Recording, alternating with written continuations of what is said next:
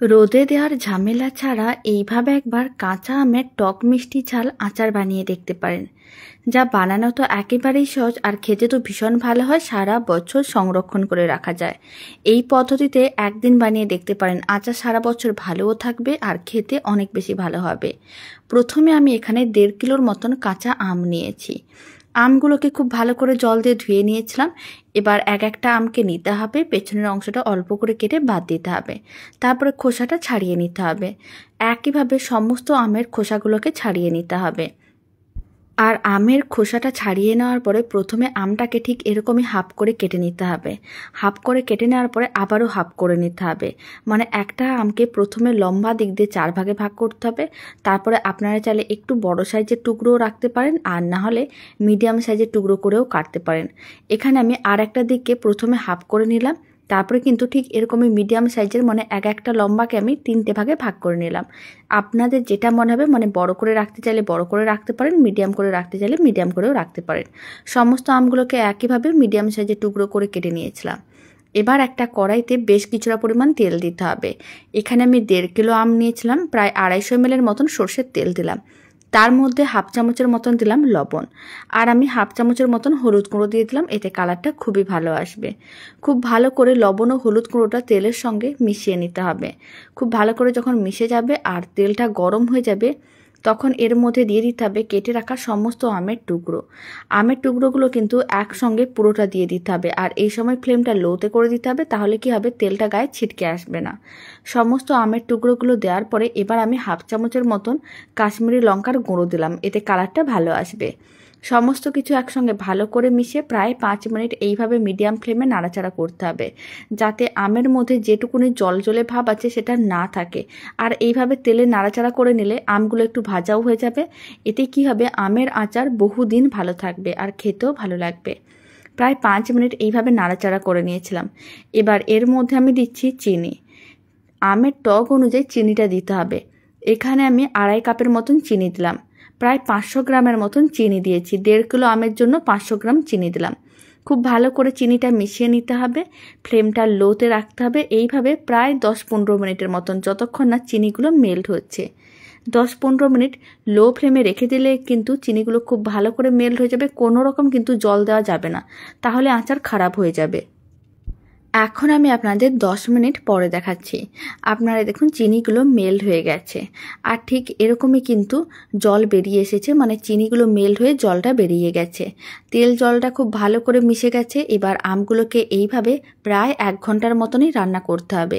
এদিকে আমি আচারের মশলাটা রেডি করব। তার জন্য 5-6টা নিয়েছি শুকনো লঙ্কা, আর 1 চামচের মতন গোটা জিরে, গোটা মৌরি, 1 চামচ ধনে, হাফ চামচের মতন 5 ফোড়ন। সমস্ত কিছু শুকনো খোলায় মিডিয়াম টু লো ফ্লেমে প্রায় 2-3 মিনিটের মতন নাড়াচাড়া করে নিতে হবে, আর মশলাগুলোকে হালকা লাল করে ভেজে নিতে হবে। যখন এই মশলা ভাজা থেকে খুব সুন্দর একটা সেন্ট বেরোনো শুরু করে দেবে, তার মানে বুঝে নিতে হবে মশলাগুলো ভাজা হয়ে গেছে। 2 মিনিট পরে ফ্লেমটা অফ করে দিতে হবে। মশলাগুলোকে মিক্সির জারের মধ্যে নিয়ে ভালো করে গুঁড়ো করতে হবে। তারপরে সেই মশলার গুঁড়োটা আচারের মধ্যে দিয়ে দিতে হবে। এখানে আমি প্রায় 3 চামচের মতন আচারের মশলার গুঁড়োটা দিয়ে দিলাম। এবার খুব ভালো করে সমস্ত কিছু একসঙ্গে মিশিয়ে তারপরে 40-45 মিনিটের মতন রান্না করে নিতে হবে। আচারটা পুরো 1 ঘন্টার মতনই রান্না করতে হবে, তাহলে কিন্তু আচারটা অনেক সুন্দরভাবে রেডি হবে আর সারা বছর ভালো থাকবে। যত টাইম নিয়ে আচারটা রান্না করা হবে, কালারটাও চেঞ্জ হবে, দেখতে যেমন ভালো লাগবে, খেতেও ভালো লাগবে। এখন আমি আপনাদের 45 মিনিট পরে দেখাচ্ছি। আপনারা দেখুন আচারের কালারটা অনেকটাই চেঞ্জ হয়ে গেছে। ফ্লেমটা মিডিয়াম টু লোতেই ছিল। টাইম নিয়ে আচারটাকে রান্না করেছিলাম। এবার ফ্লেমটা অফ করে আচারটাকে একটা কিচেন স্ল্যাবের উপরে রেখে দিলাম, আর 1 চামচের মতন, মানে বড় চামচের 1 চামচের মতন দিলাম ভিনিগার। ভিনিগার খুব ভালো করে একসঙ্গে মিশিয়ে নিতে হবে, এতে আচার নষ্ট হয় না আর আচার ভালো থাকে। খুব ভালো করে ভিনিগার মেশানো হয়ে গেছে। এবার পুরোপুরি আচারটাকে ঠান্ডা করে যে কোনো কাচের বয়ামে রেখে দিতে হবে। এতে আচার সারা বছর ভালো থাকবে, একটুও নষ্ট হবে না। আপনারাও বাড়িতে বানিয়ে দেখতে পারেন। কোনো রকম তেল ছাড়া বা রোদে দেওয়ার ঝামেলা ছাড়া এইভাবে একবার কাঁচা আমের ঝুড়ি আচারের রেসিপি বাড়িতে বানিয়ে দেখতে পারেন। একবার বানিয়ে সারা বছর সংরক্ষণ করে রাখা যাবে, আর খেতেও ভীষণ ভালো হয়। টক মিষ্টি ঝাল কাঁচা আমের ঝুড়ি আচারটা বানানো একেবারেই সহজ। তো চলুন বানানো শুরু করা যাক। প্রথমে একটা বড় সাইজের পাত্র নিয়েছি, তার মধ্যে আমি বেশ কয়েকটা কাঁচা আম নিয়েছি। আমগুলোকে প্রথমেই কিন্তু ভালো করে জল দিয়ে ধুয়ে নিতে হবে। তারপরে একটা করে আম নিতে হবে, অল্প করে পেছনের অংশটা কেটে বাদ দিয়ে তারপরে কিন্তু আমের খোসাটা ছাড়িয়ে নিতে হবে। এখানে আমি প্রায় 700 গ্রাম আম দিয়ে আচারটা বানাচ্ছি। আমের পরিমাণটা আপনারা চাইলে কম বা বেশি করতে পারেন। ভালো করে আমের খোসাটা ঠিক এইভাবেই কিন্তু ছাড়িয়ে নিতে হবে। আর একইভাবে সমস্ত আমের খোসাগুলোকে ছাড়িয়ে তারপরে দেখাচ্ছি। সমস্ত আমের খোসাগুলো পরিষ্কার করে নেওয়ার পরে এরকম একটা গ্রেটার নিয়েছি। গ্রেটারের সাহায্যে আমগুলোকে নিতে হবে আর এরকমই গ্রেট করতে হবে।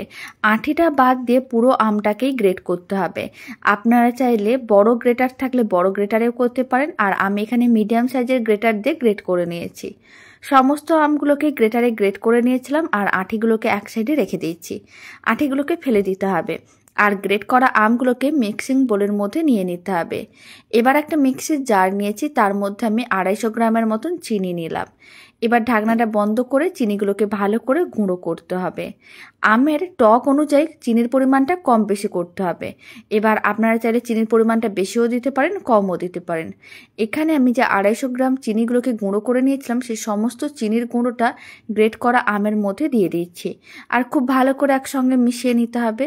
এইভাবেই কিন্তু ভালো করে মিশিয়ে এক সাইডে রেখে দিতে হবে। এতে কি হবে, আমগুলোর থেকে জল বেরোনো শুরু করে দেবে। আলাদা করে কোনো রকম জল দেওয়া যাবে না, তাহলে কিন্তু আচার নষ্ট হয়ে যাবে। এবার আমি আচারের মশলা রেডি করব। তার জন্য 5-6টার মতন নিয়েছি শুকনো লঙ্কা, আর আমি দিয়ে দিলাম গোটা জিরে, গোটা ধনে, আর দিয়েছি মৌরি 5 ফোড়ন 1 চামচ করে। সমস্ত কিছু কড়াইতে নেওয়ার পরে শুকনো খোলায় ফ্লেমটা মিডিয়ামে রেখে এইভাবেই মশলাগুলোকে কিন্তু ভেজে নিতে হবে। প্রায় 2 মিনিটের মতন মশলাগুলোকে ভেজে নিয়েছিলাম, কালারটা চেঞ্জ হয়ে গেছে। এখন ঠান্ডা করে মশলাগুলোকে মিক্সির জারের মধ্যে নিয়ে ভালো করে গুঁড়ো করতে হবে। এদিকে আমি যে আমগুলোকে চিনির গুঁড়োর সঙ্গে ভালো করে মিশিয়ে রেখেছিলাম তার মধ্যে দিলাম 1/2 চামচের মতন লবণ, আর আমি দিয়ে দিলাম 4 চামচের 3 ভাগের 1 ভাগ হলুদ গুঁড়ো, আর 1/2 চামচের মতন লঙ্কার গুঁড়ো দিয়েছি। আর আমি যে ভাজা মশলাটা রেডি করেছি সেখান থেকে 2 চামচের মতন ভাজা মশলার গুঁড়ো দিয়ে দিলাম। সমস্ত কিছু একসঙ্গে ভালো করে মিশিয়ে নিতে হবে, যাতে খুব ভালো করে সমস্ত কিছু মিশে যায়। খুব ভালো করে মেশানো হয়ে গেছে। এবার মিশ্রণটাকে এক সাইডে রেখে দিতে হবে। আর একটা কড়াইকে গ্যাসের ওভেনের ওপরে বসিয়ে পুরো মিশ্রণটাই কড়াইয়ের মধ্যে দিয়ে দিতে হবে। ফ্লেমটা মিডিয়ামে রাখতে হবে। মিডিয়াম ফ্লেমে এইভাবে প্রায় 30 থেকে 35 মিনিট রান্না করতে হবে। আর মাঝে মাঝে এইভাবে একবার নাড়াচাড়া করে রাখতে হবে। কোনো রকম জল দেওয়া যাবে না। এইভাবেই কিন্তু আচারটা রেডি করতে হবে, তাহলেই কিন্তু আচারটা সারা বছর ভালো থাকবে আর খেতেও ভীষণ ভালো লাগবে। প্রায় 30-35 মিনিট এইভাবেই রান্না করে নিয়েছিলাম। আপনারা দেখুন আচারের কালারটা অনেকটাই চেঞ্জ হয়ে গেছে। এর থেকে আর বেশি ঘন করার দরকার নেই, তাহলে আবার আচারটা অনেক বেশি চিটচিটে হয়ে যাবে। এখন ফ্লেমটা অফ করে দিতে হবে। আর ফ্লেমটা অফ করার পরে বড় চামচের 1 চামচের মতন দিতে হবে ভিনিগার। ভিনিগারটা খুব ভালো করে মিশিয়ে নিতে হবে। ভিনিগার দেওয়ার কারণে আচার আরও বেশি ভালো থাকবে, মানে সারা বছর খুবই ভালো থাকবে, নষ্টও হবে না, রোদে দেওয়ার ঝামেলাও পড়বে না। খুব ভালো করে মেশানো হয়ে গেছে। কাঁচা আমের ঝুড়ি আচার একেবারেই রেডি। এবার এই আচারটাকে ঠান্ডা করে তারপর আপনারা যে কোনো কাঁচের বয়ামের মধ্যে ভরে রেখে দিতে পারেন। দারুণ স্বাদের আচারের রেসিপিটা শেষ পর্যন্ত দেখার জন্য আপনাদের অসংখ্য ধন্যবাদ। বাড়িতে বানালে কমেন্ট বক্সে জানাতে একেবারেই ভুলবেন না খেয়ে আপনাদের কেমন লাগলো। তো চলুন ভিডিওটা আমি এখানেই শেষ করছি।